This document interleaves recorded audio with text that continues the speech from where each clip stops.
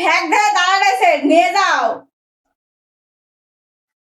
আজারের কথা শিখছে খালি, পাকনা পাকনা। শিখুক আর না শিখুক।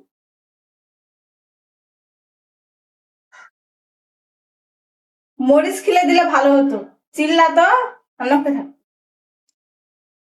তোরা কিছু রান্না করতে আসলেই আজারের জেদ, আর এমন যেন ধাক্কা দিবে, অল্প ধাক্কা দিতে মিথ্যা মাছ হলে এরকম হবে কেন?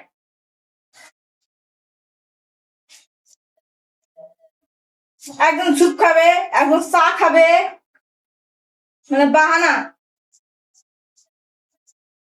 চাটের শেষ নাই।